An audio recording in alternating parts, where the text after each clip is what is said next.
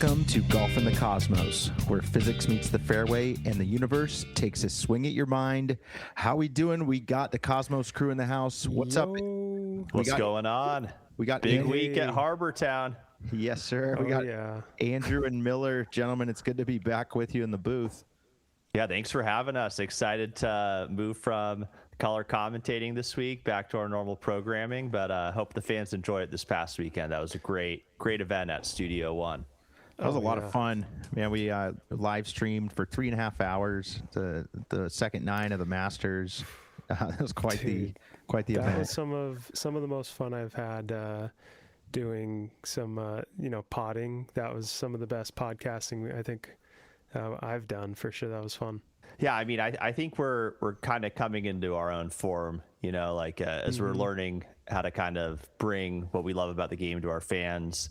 I mean, if you couldn't see it, we had a rotational color commentating booth with 4 and, sometimes 3 on. And then if you weren't in the booth, you were playing the par 3 on the sim or Harbour Town. Or It was great. It was great. Yeah, that was a ton of fun. So we're going to have to do that again at all majors. So wake up early for the British and do normal, West Coast hours for the US PGA. But that was a lot of fun, though.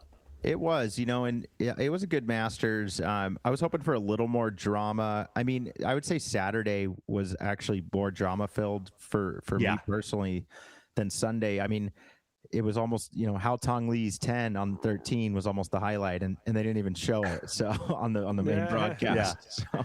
So, you saw the picture of him like the Bushman, like Breeze Woods or Par Bay, just kind of in the bushes, like he's a Sasquatch. I mean, there was almost more drama before the back nine. Like the real drama was kind of Cam Young falling off, Justin Rose then taking the lead. I think he was up 2 at the 9, and I obviously had the house on him. So I thought I was going to win, by the way, at the 9. I was kind of celebrating too much. But then he got to 13, hit it on the green in 2, and 3 putted. And then the putting became a problem, and it kind of became a classic Rose of the Masters, but still a valiant effort for him. But I got the hit on the top 5 for Jay Rose, and stoked on it. I think I was the only man to get a hit this week. Hey, correct, you need it. Yeah, no, I do need it. That's true.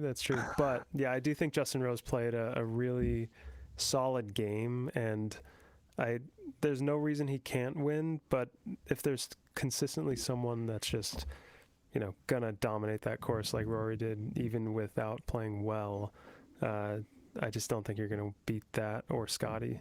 Yeah, I just think in those conditions, you have to be at 12, right? Scotty roared back 11 strokes final 2 days. Rose finished at 10. Rory won with 12. So, and we've kind of seen 12 or 13 be the number the past few years. So,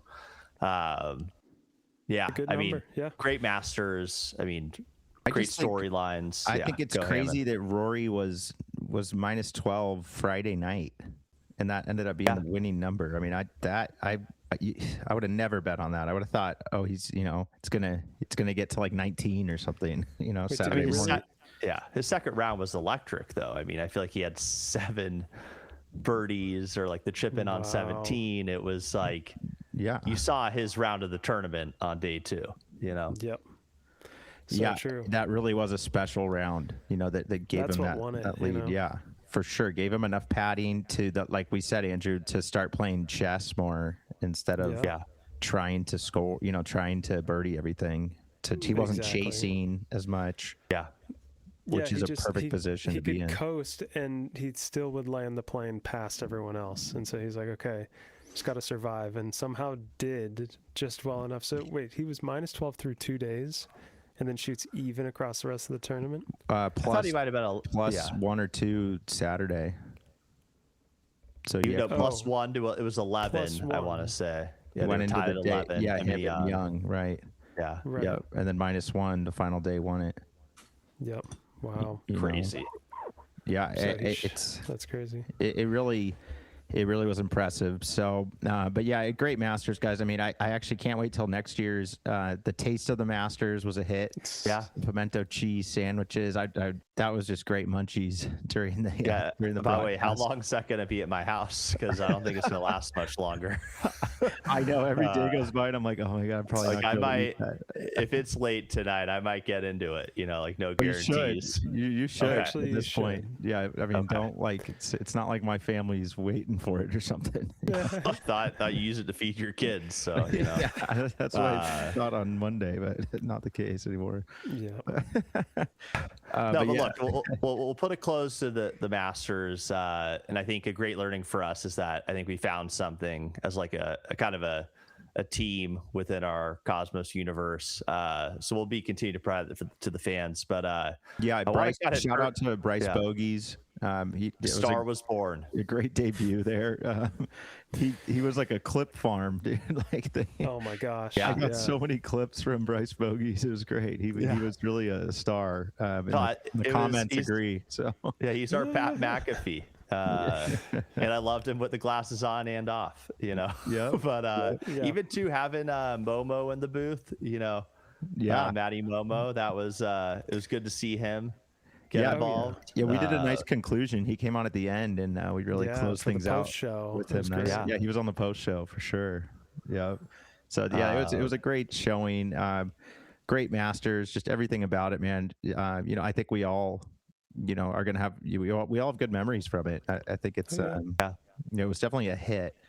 So we'll keep stuff like that going. Let's just hope I don't get. Let's just make the party even bigger next time. And well, I was gonna say we need more soundproofing probably. Pool. And I mean, look, we can explore different venues as Studio One, but right. Yeah, I'm kind of just hoping I don't get a letter in the mail from the HOA. You cannot throw parties, but it's the Masters. No, I know. Right. Look, it was the right time during the day, but look, I want to turn a page. Breaking news. Live in New York, Public Investment Fund sat down with LIV management. I would say Panic at the Disco. Would love y'all's takes, but I think we've been smelling this, and I sense a collapse. But, I mean, are they pulling the plug? And it's when you have only really one investor that green lights, that writes the checks for all these events. For all these payouts, remember every event costs a lot of money because of the payouts too. When that one person decides to pull the plug, what happens? Who's going to pick up? I mean, I mean, look, like if no one watches it, and it's not like it's like watched internationally by this huge fan base. I mean, DP World Tour has been crushing it. Like they're probably even behind them in terms of ratings. Of course. But yeah, I mean, look, we have a respected journalist, Ryan French, saying that a bombshell announcement's imminent. If I'm going to bet on that announcement, it's that they're essentially completing the merger to the PGA. PGA's got to have them on the ropes in terms of leverage. They're going to probably continue LIV as a team format golf. I'm just guessing, by the way, this is total just finger in the wind. But I do think there's value to LIV golf in terms of international play and team kind of setting. But I think it folds under the PGA now, and then you'll get to see players start to cross back and forth. That's my bet. But the Public Investment Fund didn't say a shutdown. They're saying kind of like a refocus on, that investment, which obviously is, potentially Panic. Yeah. I don't know if the actual meeting minutes came out. I don't think that's public. No, we're not going to see that. So it was just really speculation at this point. 100%, but that's kind of, I'll tell you this, we saw this coming. We had the departures of key talent, probably more coming too. And I mean, I don't know. I think the Public Investment Fund's just more focused on the World Cup coming up than it is LIV Golf. And we might see them reprioritize how they're investing the money on this. Let's just take a moment to if we're zooming out and looking at LIV as a, what can we mark? Was it a success or a failure? Let's act as if, it's done. The team franchises was a big miss. A lot of people would say this idea that, the whatever Bombers or whatever the team, name is, was going to become like an F1 team or like a franchise, like a Premier League soccer team, where people would buy the team and own the team, and this team golf thing, it didn't really play out, right? Like let me hit college on golf that though. was a team I think, sport, but I think team golf, and Andrew, you and I were talking like match play, and there were certain things that I think are directionally right, but all those franchises want to have stupid names like Smash, the Rippers. I mean, one of them is like the Range Goats. Like, I mean, they should have been based around cities, which is kind of like what you see TGL doing. But like the city has a team. The city is paying for the players. Maybe they play there, right? You know, people come in, they defend their land. Home courses, right? They need to own a course, and it's like that. Come to my house. You just travel around Europe to like other home courses. I just because I mean we see teams in other sports, they're all essentially city focused, right? And made city stadiums funded by the cities. There's lots of people to go watch, and that's just where the events are, and they're always at the same course, or maybe each city has 3 courses or something you play. So look, I'll say though that the team thing's mixed because I think there are positives to it. Like, what happened to the PGA having like a March Madness style like match play? Like they should do that. That's on the table. The CEO mentioned. I know. My point is though is that like there's kind of like better than just seeing the best guy after 4 days, which we know is the best player, but like there's almost like the battle with the match play we're missing out on. But look, we can say the team's mixed. I do think they had some things right in international. Adelaide, South Africa, certain events I think they nailed as like future, DP or PGA venues. Listen, look, they're putting big events in places where there typically isn't, professional golf always. So that is a good idea, right? Expanding the game, reaching different continents that don't usually get stars, to play. So people are going to be interested in that and come out. So yes, I would agree with that. I still am having trouble getting behind how they did the team thing. I get it. I just feel like it was an afterthought. The players would change a lot. You never felt camaraderie very much. I mean, they tried to fake it, I feel like. I agree. They needed to all play in the same foursome or something like that, and then play like it's their buddies, and they're like laughing and they're filming that stuff. The camaraderie was best when it was like all guys from the same country, like Sergio's team is like all the Spaniards, right. That line on one squad. You can get behind that a little bit, yeah. But look, I want to move the pressure. I think Scott O'Neill's on the hot seat, and I almost wonder if Greg Norman's just kicking himself. I know he's out. He's out, but. No, but I think maybe is that a mistake now? I don't know. I'm kind of thinking that Greg Norman was the one who brought everyone together, kind of led the torch. Without him, we have a guy who was the CEO of Merlin Entertainment, held roles with the Philadelphia 76ers, New Jersey Devils in terms of, general management. But I wonder if that passing the baton is maybe creating a little less loyalty and vision. But who knows? But look, we can't deny or overlook the world politics right now. There's a war right now that's pretty close to Saudi Arabia. Do you want to get into politics? Well, no. I think that affects a business like this, and in that sense, I think that the leadership there is going. Should we keep spending all this money on this kind of thing that's not profitable, and it's not looking like it's going to be profitable? The uncertainty is making everything harder because you just don't know what's going to happen when you do something. Okay, so I think they're giving themselves options and probably just having the conversation about it. And maybe in their heads it is decided, but maybe it's not. So let me give a little take without wading into the wars themselves, but. Look, I think Public Investment Fund, its main goal is to take the money that Saudi Arabia and the Ibn Saud's family, or by the way, Saud's Arabia is really what it's called if you actually translate it. It is to diversify that investment from the oil money into other ventures, right? Technology, innovation, OpenAI, Twitter, you name it, right? All these tech companies, as well as sports, right?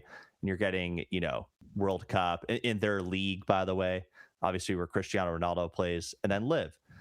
So diversification being the strategy, sports being a pillar of that, esports maybe taking more of where they thought golf would be.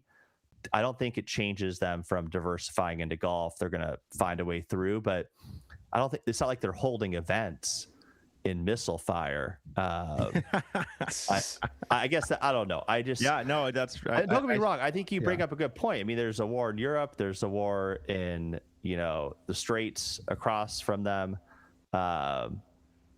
Big stage right now, but does the LIV golf decision like weigh into that? I don't know. I don't think so. Yeah, I mean, you might be right. But I mean, regardless, right? It is one person essentially that funds this, right? It's up to one person, the prince, right? He can say, I mean, the king, but Mohammed bin Salman. I mean, yeah, if it goes to him, it's his final call. I personally, I think this is like two or three clicks from him, but it probably got on his desk and he's upset with performance would be how I would look at it. But he signed off on it, no question. So it sounds like, talking through it, that you don't think that it's done. You don't think it's gonna shut its doors tomorrow. I think it'd be too much of an embarrassment.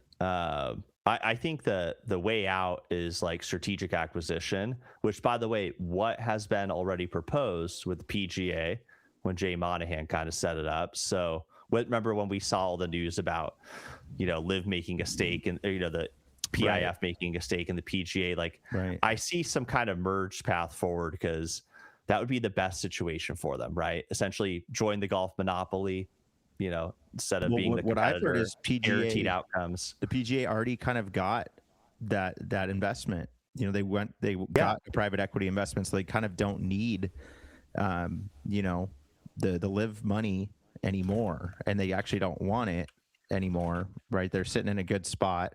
But look, imagine if the NBA or the MLB, if there was even rumors that they might shut down tomorrow. I mean, it's already embarrassing. I mean, this news is I don't know how this news got out, but it's like I don't want to say I wasn't ever expecting this. I think we all in the back of our heads were thinking, well, this can't go on forever.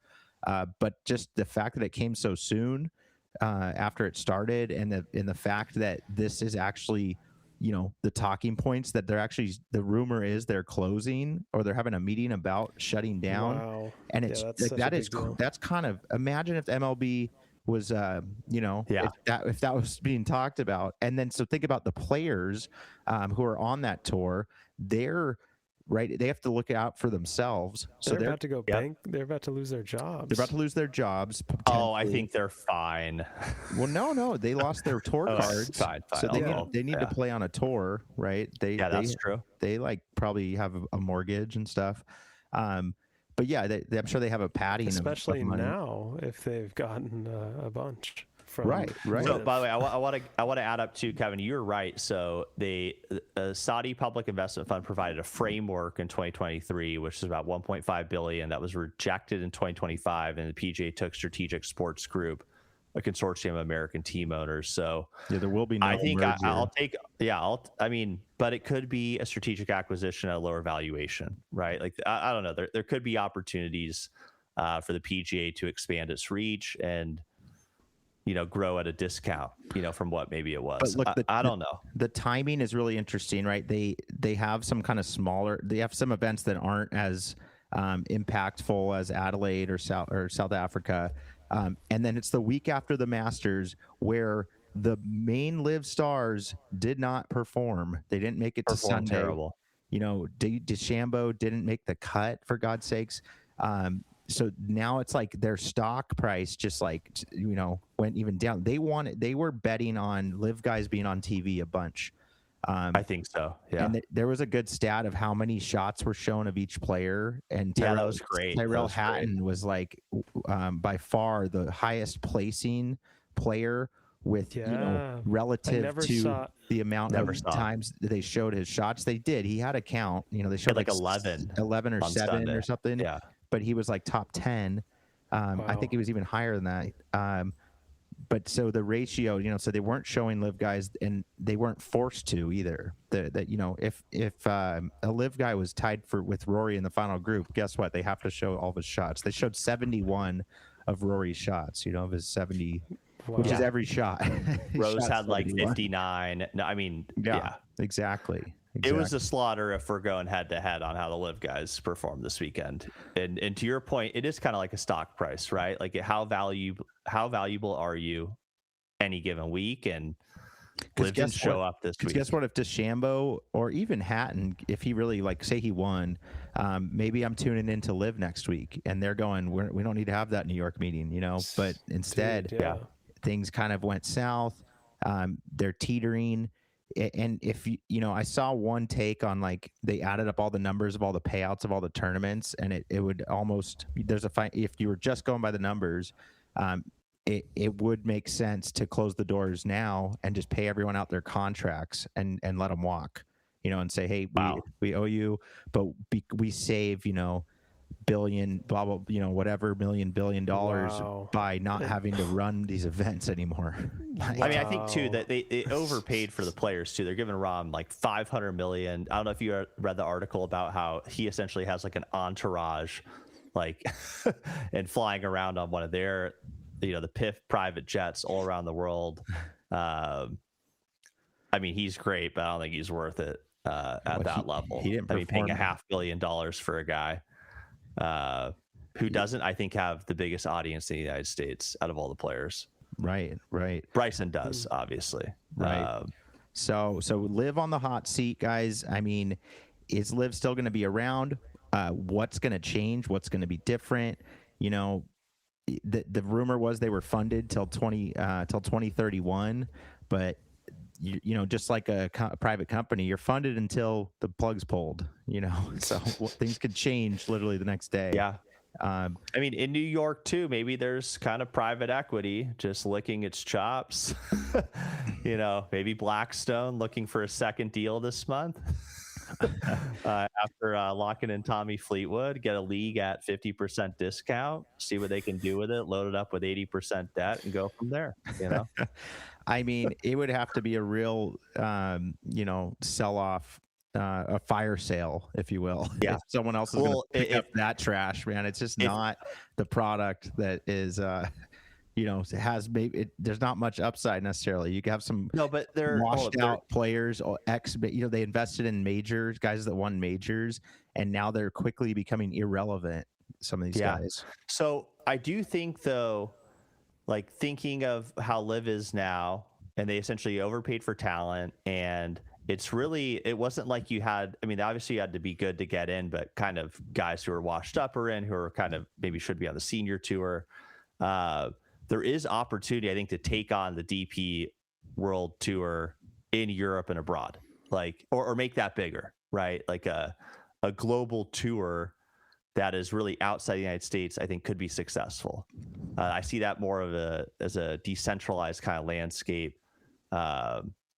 More, I don't know. I think there is some. I think DP World Tour is going on the ups. By the way, for sure. And so what I'm saying. So is the PGA. I mean, we've sensed that this year, especially the momentum that both these tours have gained. But yeah, I mean, when Koepka drops off, Kevin Na actually dropped out as well, and then Patrick Reed. I mean, those are major hits. And Patrick Reed was one of their best players, on paper. And then the rumor is DeChambeau hasn't re-signed yet, or doesn't want to, or he's asking for a ton of money. It's not good, right? It's really breaking down. The heart. Let me make a plea. DeChambeau should just come back to the PGA. We want him here. He can make. I mean, he's made already probably $500 million, across everything he's done. Come back and play for the fans. God damn it. I mean, we want him here. We love him on YouTube Golf. I'd love to see him competing against Rory at every event. That's what I want. But that'd be sick. I think you're gonna get your wish in due time in the next couple of years. I am. I see him finding a way back to. And I see too. I see a ceiling in YouTube Golf. They did the YouTube Invitational. I mean, look, I love YouTube Golf. That wasn't that exciting. I want to see DeChambeau on Sundays battling on live TV. And I think that's where kind of YouTube caps out in terms of competition level. It almost, is making me think, like, I don't know how like the league is going to go with Grant Horvat. I mean, I think there's a place for it. I think it will go well. Love the Bryant Bros, but the Premier level, it's kind of like watching the Premier League versus the MLS, right? Like there's just a little bit of some bit of an edge between the caliber of the product, right? Sure. Yep. Andrew, go for it though. Sorry. I see something out there in the distance. It looks like a lighthouse. I think we have the RBC Heritage coming up this week, guys. Here we go. And I think there's that lighthouse. Welcome to Harbour Town. That's a beautiful flag. This is a way bigger tournament than the news is giving it. Harbour Town is signature event, one of the coolest courses on the tour. They have a plaid jacket that you win, which Justin Thomas got to tee off with the cannon, I think it was yesterday. That is cool. I think it's one of the best tournaments on the circuit. And I've been there, haven't played it transparently, but I'm repping full gear, dude. Like got the Peter Millar on. Like I'm gonna wear this at work tomorrow again. Perfect. And actually we're starting a plan right now to play it potentially this next year for Wheeler. But nice. But no, this is going to be a great battle this weekend. I think pretty much a tier 1 lineup. Obviously not the same as a major, but I mean you have all of the top talent. Scheffler, Schauffele. I can kind of go through the list, but Fitzpatrick, Fitzmagic. By the way, who I'm calling to win. Okay, nice. He's gonna win again. I think it's right now. He was kind of in the mix too, but in the last tournament, Fleetwood could win too. But Colin Morikawa, Oberg, Cantlay, Jake Knapp. I mean, we go down the list, but I mean, Harbour Town is a place you have to play one day. It's gorgeous. Some of the best design in terms of courses. It's tight too. It's gonna reward. Like we were playing it on the sim, by the way. Yeah. It was, I mean, you're not on the fairway, you're screwed. It feels like it's 30 yards wide at sometimes. Wow. So it's really tight. Yeah. I'm ecstatic about it, and I will be camped out watching on Sunday. So, and I almost wanted to go live with it. I think as we continue to do these events, like Harbour Town's going to be one on the circuit for our live color commentating soon. But what do you guys think? 100%. I think that would be a good thing to do for big tournaments, those live streams. But with Harbour Town, it's like you said, it's a big field, lots of really solid golfers, and it's going to be really hard to pick my winner. I almost want to just pick Sheffy for the fact that he almost won the Masters, and he's playing he's won here before. Well, he's definitely hungry, right? He's the favorite. I mean, he's the favorite. I think his odds at like plus 760 or something like that. It was like plus 430.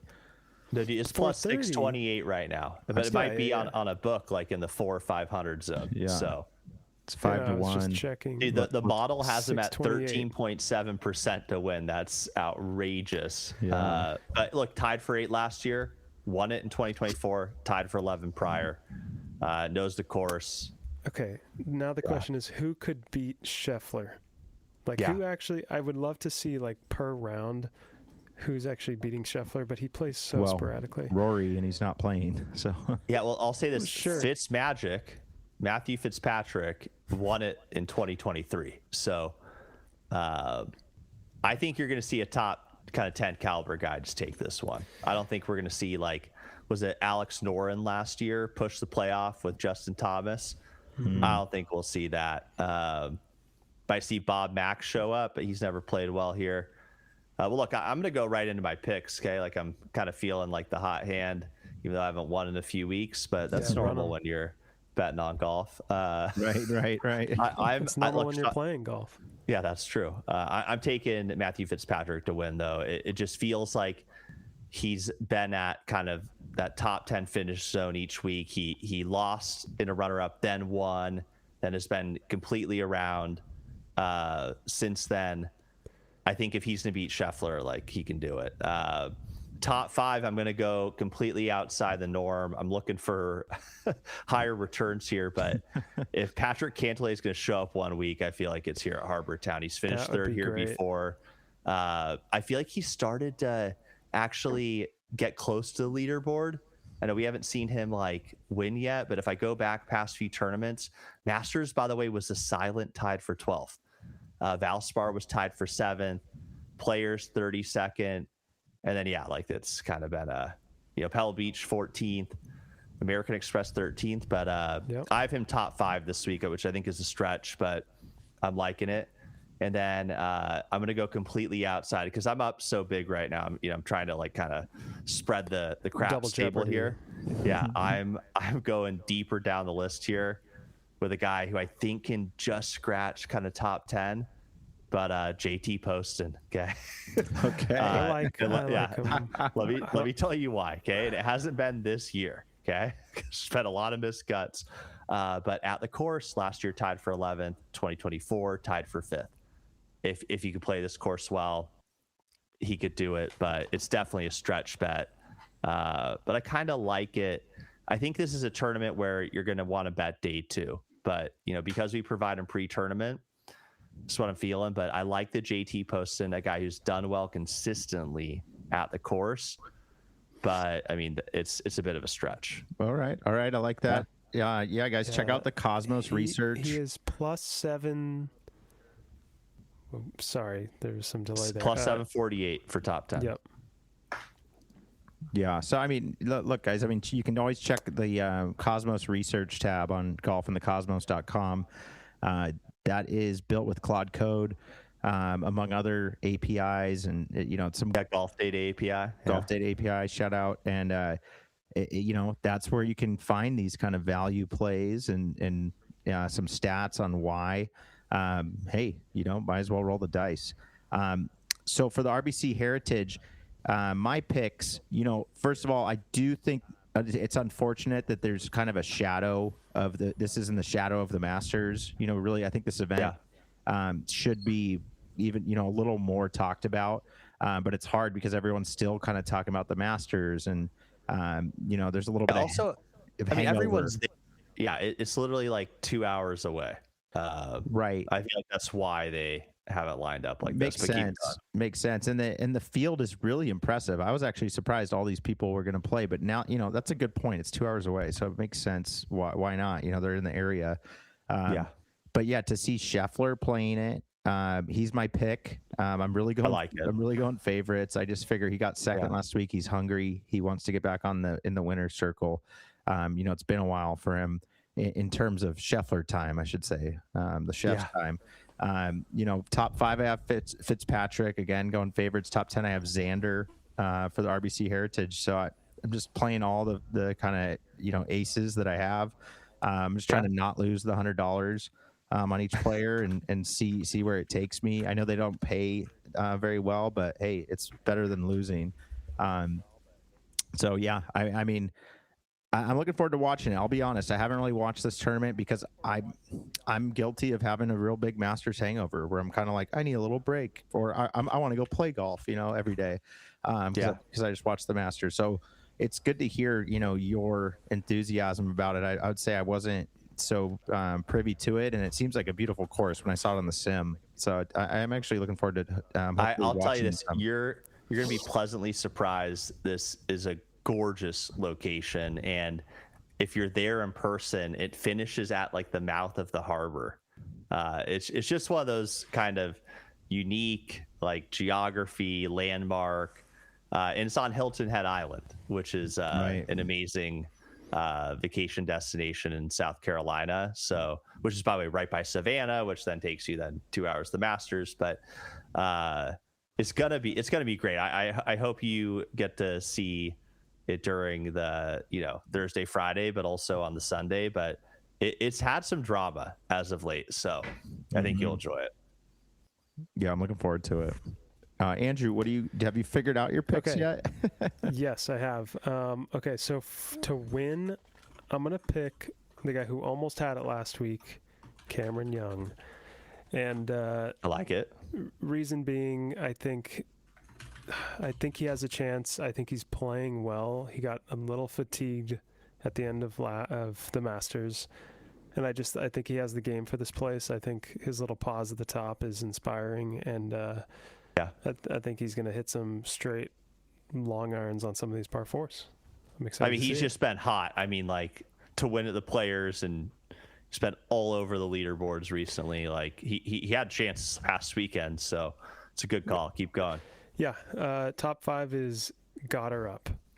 Like it. And that is, I think he's a little underrated right now. I can't remember his odds, but they were pretty solid for top 5. So I'm going to go Got Her Up. I haven't watched too much of his golf, so I kind of want to pay attention and see. I mean, 2 wins on the tour this year. I think he's alone, right? Yeah. Like, there's a reason.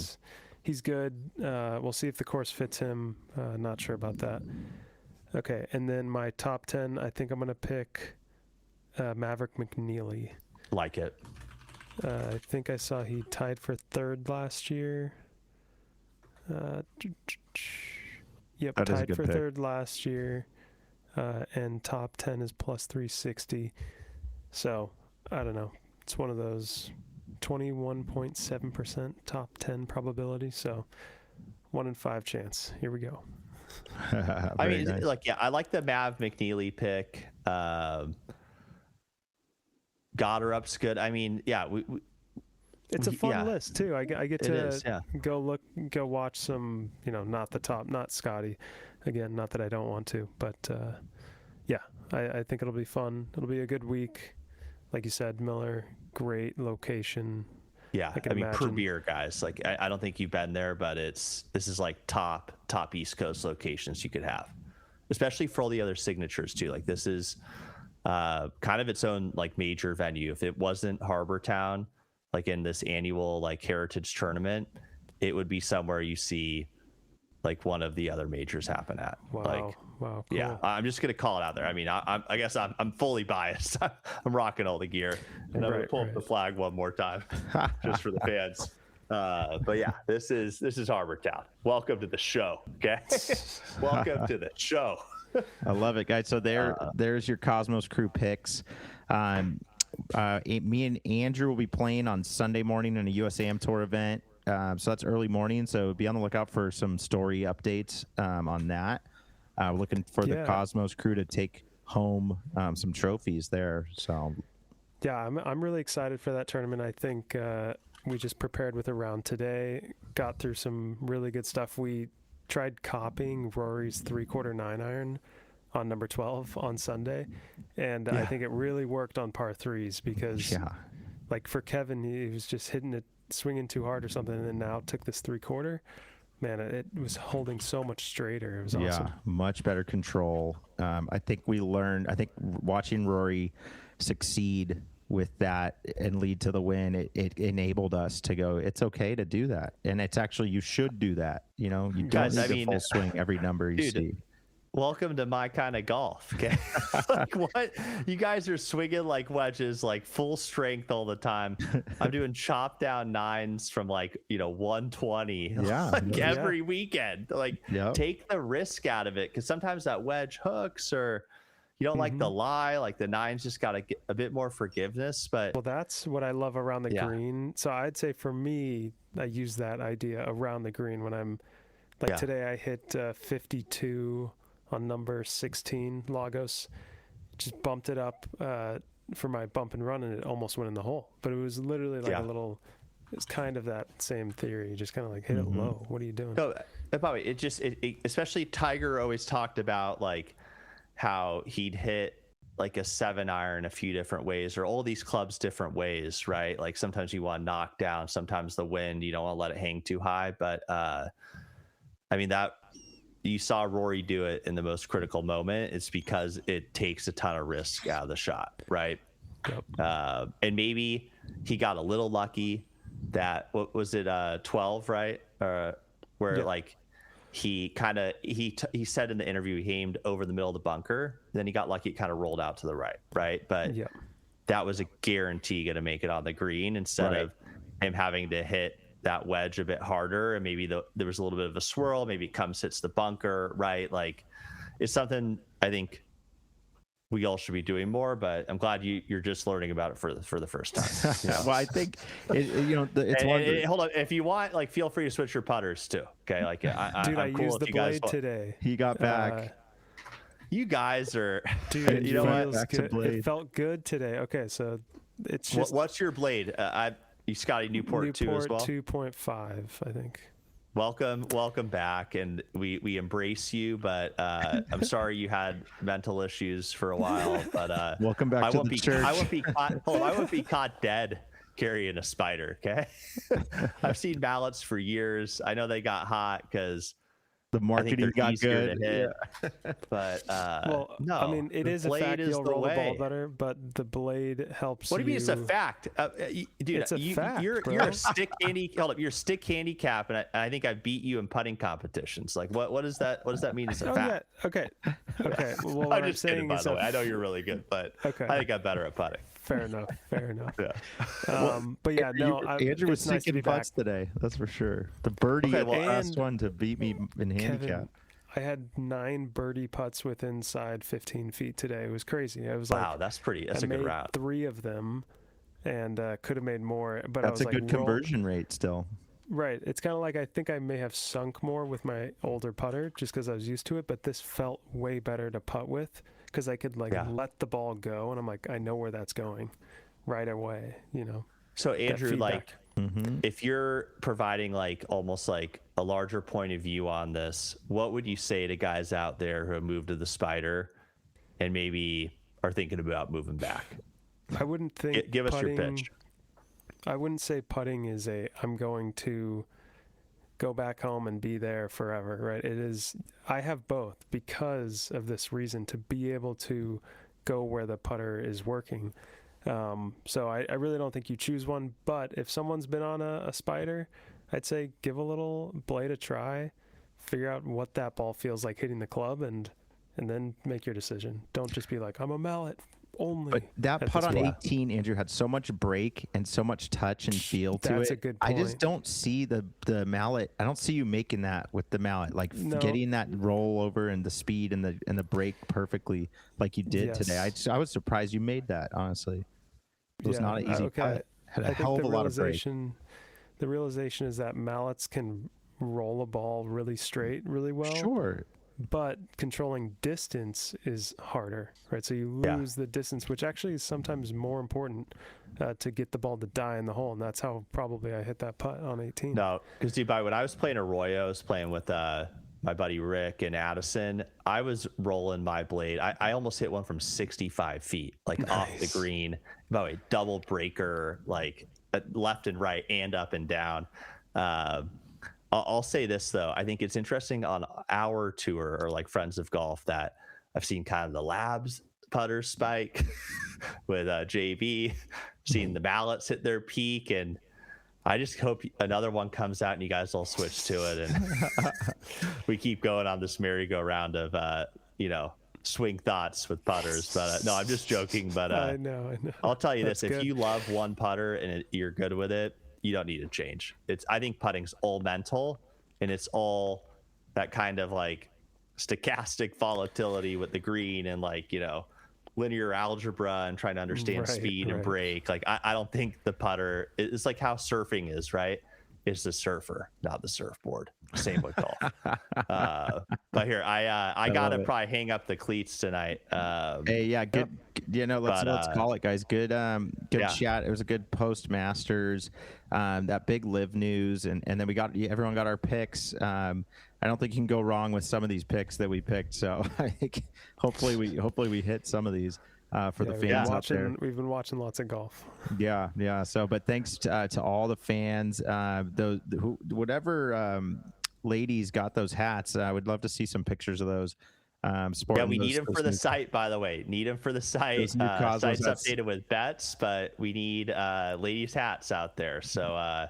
And I know we gave some out. I know that they're probably listening. Some of them. Yeah. You don't even need to have picks. Like. It could be like you just walking backwards. Don't need to be facing put it on backwards. Yeah. Whatever you want, or it's just in your backyard on the grass. Yeah, because now I don't have any anymore because I gave don't have any. Oh no. No, I'm just kidding. I'm looking at one right now. That's no, but we need some lifestyle shots. Trying to give him some urgency, Andrew. Yeah, it's like when the baby's running around, take a picture, send it to us. We need that. I got to drop, but. Hey, see you tomorrow and see you at Harbour Town. Yeah, Last call enjoy. out. Yes, sir. All right, gentlemen. Thank you. It was a pleasure, and we'll talk to you soon. I'll see you out in the links. Peace. See ya, Harbour Peace. Town. Thank you.